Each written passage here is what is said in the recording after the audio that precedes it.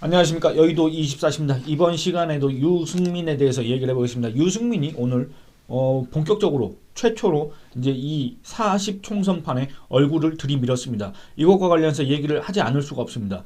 유승민 등판론, 유승민 지원론, 유승민 역할론 이런 것들이 며칠 전부터 또는 한 일주일 열흘 전부터 이 여의도 에서 이렇게 스멀스멀 또 옛날에 홍준표 자유한국당 대표가 그런 썼던 표현이 있습니다. 스멀스멀 연탄가스처럼 올라온다, 피어 올라온다 이런 식의 표현을 썼었는데 이 유승민 지원론, 유승민 등판론, 유승민 역할론 이런 것들 정체 불분명한 근거 불분명한 왜냐 유승민이 나와도 뭐가 도움 되는 게 하나도 없을 것 같은데 이런 것들이 나오다가 점차는 이제 어떻게 됐냐면 김성태 전 의원이란 사람은 뭐라 그랬냐? 라디오 방송에 출연해서 유 전 대표의 이번 총선에서의 역할을 지금 이 시점에서 충분히 고려할 수 있는 상황이다. 이렇게 얘기했습니다. 국민들에게 어필할 수 있는 좋은 자원이면 누구는 가려서는 안 된다. 이렇게 얘기했습니다. 이건 원론적으로 맞는 말입니다. 근데 다만 제가 여기서 두 가지 지적하고 싶은 건 뭐냐면 일단은 이 김성태란 사람이 유승민에 대해서 호칭을 유 전 대표라고 했습니다. 여러분들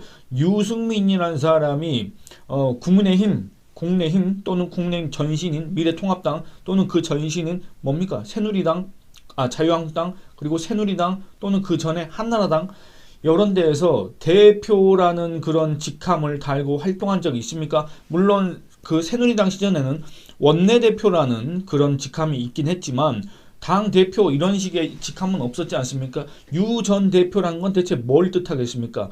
유승민이 바른미래당 공동대표를 했습니다. 여러분들 기억하시지 않습니까? 바른미래당이라는 게 뭡니까 결국에는?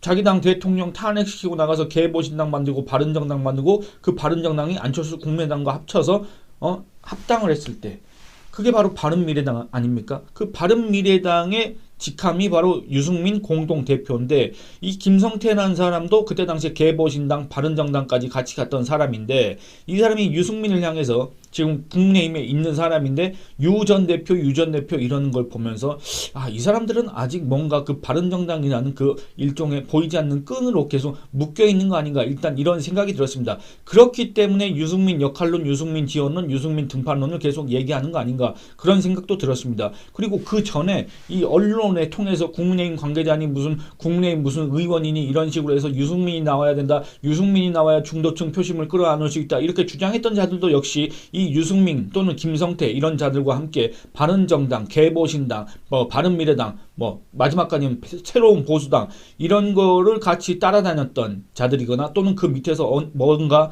한 자리 해보려고 정치 지망생들 있지 않습니까? 여의도 청년 낭인들 이 자들이 아니었던가 이런 생각이 듭니다. 여러분들 생각은 어떠신지 궁금합니다. 그리고 두 번째는 이렇습니다. 유승민이라는 사람은 과연 표를 끌어올 수 있는 좋은 자원인가? 유승민이라는 사람은 과연 국민들에게 어필할 수 있는 좋은 자원인가? 여기에 대해서도 의구심이 들 수밖에 없습니다. 원론적으로는 제가 이 김성태의 주장에 동일합니다. 여기에 대해서 반대하실 분들은 아무도 없을 겁니다. 근데 뭔 말입니까? 예를 들어서 이 사람이 합류를 했을 때 몇 표라도 얻어올 수 있다면 이 사람을 내칠 수가 없습니다. 그것도 선거 기간에는 더욱 그렇습니다. 이 조막선이라도 빌려야 된다. 이런 얘기들이 있지 않습니까? 근데 여러분들 유승민의 경우는 이런 게 해당되지가 않습니다. 이게 적용되지가 않습니다. 유승민 같은 경우에는 예를 들어서 중도층에 어떤 소구력이 있는지 모르겠지만 중도층 표 한 표 끌어올 때 지지층 표가 3표, 4표, 10표가 날아가는 그런 사람이지 않습니까? 그래서 유승민이 이번 총선에서 그런 역할을 할 여지 자체가 별로 없다. 그렇기 때문에 한동훈 국민의힘 비상대책위원장이 26일 울산에서 기자들과 만났을 때 무슨 얘기를 했습니까? 유승민 역할로 나오는데 어떻게 보느냐 이렇게 얘기했더니 제가 특별히 생각해 본 적 없는데요? 이렇게 물어봤습니다. 그러니까 뭔 소리냐 갑자기 뭔 유승민 얘기를 하고 있느냐. 왜 그렇습니까? 여러분들 이번 선거는 국민의힘 한동훈인데 더불어민주당 이재명 그리고 뒤늦게 튀어나온 조국당의 조국 이 승부입니다. 이 대결입니다. 이 얼굴들, 이 간판을 놓고 지금 대결하는 겁니다. 여러분들 온갖 범죄 혐의와 의혹의 주인공인 이재명과 역시 마찬가지로 입시 비리 등 온갖 혐의를 받은 그 조국 일가 그 조국 일가를 대표하는 그 조국 이 사람 그리고 한동훈 이렇게 대결을 하는 거다 그겁니다. 근데 여기에 갑자기 유승민이 왜 끼어 나옵니까? 안 그렇습니까? 만약에 이재명 당에 무슨 김부겸이니 이해찬처럼 그냥 그렇게 있는 사람들이라고 한다면 모르겠지만 그게 아니라 이 유승민 같은 경우에는 이 국민의힘 지지층 안에 그런 어떤 지분도 별로 없고 오히려 이 사람이 나왔을 경우에는 국민의힘 지지층이 이탈할 가능성이 너무나도 크다는 거는 명백하지 않습니까? 이해찬이가 나와서 그나마도 옛날 과거 운동권 세력들, 친문 세력들을 이렇게 다독일 수가 있고 김부겸도 그 운동권 안에서는 어느 정도 그 인지도랄까 그런 게 있기 때문에 그 옆에 있어도 상관이 없지만 요 안에서 갑자기 한동훈 체제에서 유승민이 들어온다는 게 대체 그 무슨 필요가 있습니까? 그렇기 때문에 한동훈 위원장도 제가 특별히 생각해 본 적 없는데요. 왜냐면 두 번째는 객관적인 근거로 들어서 뭐냐면 유승민이가 온다고 해서 득표에 도움이 안 된다. 이런 계산이 이미 끝났다. 이런 거를 아마 얘기한 걸 수도 있다. 저는 그렇게 생각을 합니다. 그런데 이 유승민 전 의원이라는 사람이 결국에는 옛날에 자기가 바른정당 시절에 같이 데리고 있던 또는 자기와 같이 했던 유승민계라고 하는 이제 여러분들 솔직히 유승민의 어떤 정치적 위상과 그런 것들을 생각해 보면 유승민계가 지금 남아 있다는 것 자체도 신기한 거 아니겠습니까? 유승민이 실제로는 없다고 했던 그 유승민계에 속한다고 그 평가받는 유경준 이 사람이 원래 저기 뭡니까 서울 강남의 그 국회의원이었는데 이 강남에서 계속 내가 공천을 받아야 되겠다 이렇게 주장을 하다가 결국에는 경기도 화성정으로 갔습니다. 거기에서 이제 출마를 했는데 이 유경준을 지원하겠다 해가지고 이 유승민이 오늘 유경준 지원 유세를 했습니다. 그리고 또 서울 성북 뭐 갑인지 을인지 모르겠습니다. 이종철이라고 아마 뭐 고대 출신인 것 같은데 그래서 성북구 쪽으로 출마한 것 같습니다. 이 사람이 옛날에 그 바른정당 아마 대변인을 했을 겁니다.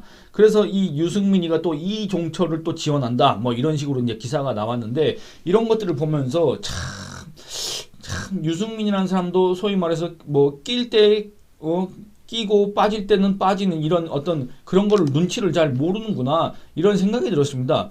이거 뭐라 그랬냐? 유승민이 유경준을 지원 유세하면서 나와서 한다는 말이 뭔 말이냐면 윤석열 대통령 국내임이 잘못한 게 있으면 철저하게 반성하겠다. 뭐 그런 얘기는 뭐 충분히 할 수 있는 얘기라고 생각합니다. 다만 그 자기가 지원하러 갔던 경기도 화성정 국내임 후보인 유경준을 향해서 뭐라 그랬냐면 이렇습니다. 왜 서울 강남에서 국회의원 하다가 화성에 왔냐? 공격하시는데 그거야말로 화성정 시민을 때 유경준 후보를 지지해야 할 이유다. 유경준은 권력 앞에서 여러분들 지금 권력이란 게 이 유승민이가 말하는 권력이란 게 대체 뭐겠습니까? 윤석열 대통령 또는 용산의 대통령실 또는 한동훈 비대위 위원장 또는 한동훈 비대위 체제 또는 당 주류 세력들 이런 걸 얘기하는 거 아니겠습니까? 그러니까 유경준은 권력 앞에서 자기 자신의 욕심으로 아부하지 않는다. 그러니까 유경준은 아부하지 않고 소신과 양심을 지키면서 4년간 정치를 해왔다. 이렇게 지켜세웠습니다. 그러니까 유경준은 권력 앞에서 아부하지 않고 소신과 양심을 지켰기 때문에 유승민은 이런 분위기 때문에 공천에서 불이익을 받은 사람이라 이렇게 얘기했습니다. 그러니까 이 국내임이 공천 자체를 완전히 부정했습니다. 국내임 공천 그 자체가 어떤 권력이 좌지우지하는 아주 사천이다. 이렇게 지금 폄하를 한 셈입니다. 이것도 내부 총질 내부 공격입니다. 근데 이 내부 총질 내부 공격을 당 내에서 했으면 그나마 다행일 텐데 그게 아니라 이 선거라는 국면에서 이 표를 달라고 하면서 지원 유세를 한다는 명목으로 화성정에 가서 화성정에 가면 이 화성정 사람들만 이걸 듣습니까? 그게 아닙니다. 제가 지금 알고 있지 않습니까? 기사가 나오고 있지 않습니까?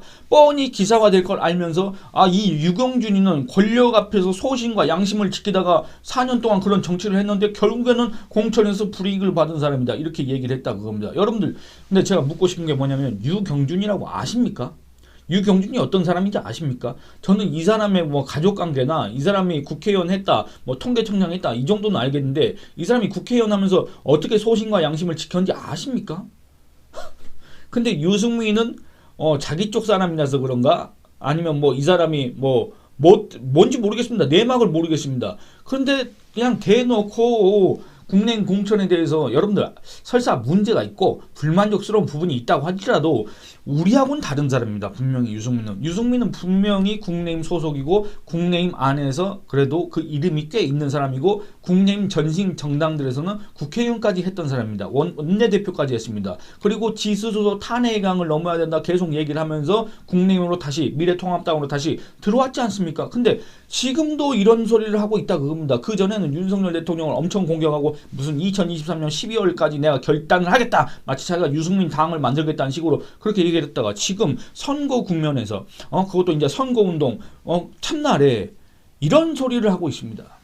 국내임 공천은 사천이다. 국내임 공천은 권력이 좌지우지한 아주 잘못된 공천이다. 그래서 유경준 같은 사람이 공천에서 불이익을 받은 것이다. 이렇게 얘기를 한 겁니다.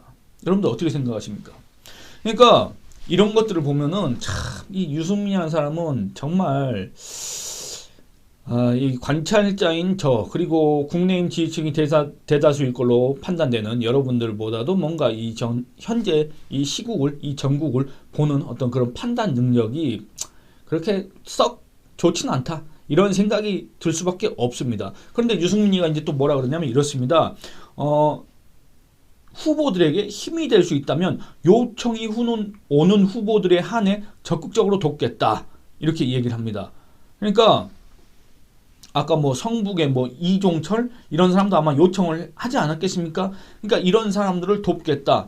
근데 이거에 대해서 이제 또 이상한 얘기가 나옵니다. 뭐라 그러냐면 유승민이 이런 식으로 자꾸 이제 선거판에 얼굴을 들이밀지 않습니까? 근데 제가 그 전 영상에서도 말씀드렸지만 이종섭 호주 대사 문제, 황상무 핵칼 테러 발언 이런 것들, 이런 악재라고 평가받았던 것들이 해소가 됐습니다. 근데 이 해소된 것들이 그 민심들이 지금 현재 그게 여론조사에 제대로 반영이 되지 않는다. 그것들이 그 이전처럼 회복되지 않았다. 근데 이게 속도 느리지만 점차 회복되는 과정일 겁니다. 그리고 이런 것들을 일부 여론조사에서 또 확인할 수가 있습니다. 그전에는 이제 열세 지역으로 이렇게 전락했던 그런 데에서 다시 경합 지역으로 바뀐 곳들이 꽤 많이 있습니다. 그런데 이 와중에 이제 유승민이 얼굴을 들이밀었다 그겁니다. 혹시라도 이제 여론조사 결과가 좋아지지 않습니까? 그러면 여기에 대해서 유승민 또는 유승민 등판론을 얘기했던 자들이 대체 무슨 얘기를 하겠습니까? 유승민이 나와서 뭔가 지지율에 변화가 생겼다. 유승민이 나와서 국내임 지지율이 올라갔다. 유승민이 나와서 이 중도층 표심이 흔들리고 있다. 바뀌고 있다. 이 중도층의 표심이 국민의힘 쪽으로 조금씩 움직이고 있다. 그러니까 유승민이 더 적극적으로 역할을 해줘야 된다. 한동훈 뭐 하느냐? 유승민 얼른 같이 손잡고 다녀라. 또는 같이 공동 선대위원장 해서 얼른 이 총선을 이겨야 되지 않겠느냐. 이런 얘기가 나올 수밖에 없습니다. 그런 아주 밑작업을 지금 벌써 시작을 했다. 저는 이런 생각이 듭니다. 아니 여러분들 이건 너무나 당연한 겁니다. 왜냐하면 이 여론조사는 지금 현재로서는 국내임이 불리하지만 그래도 직전 여론조사들 결과 있지 않습니까? 그것보다는 선거가 진행될수록 갈수록 좋아질 수밖에 없습니다. 근데 이걸 갖다가 유승민의 공로다, 유승민의 기여다, 역시 유승민이 등판한 덕분이다, 역시 한동훈 원톱 체제로는 한계가 있었는데 유승민이 나오니까 지지율이 이렇게 변화가 있지 않느냐, 이런 주장을 할 거라 그겁니다. 여러분들 여기에 동의하십니까?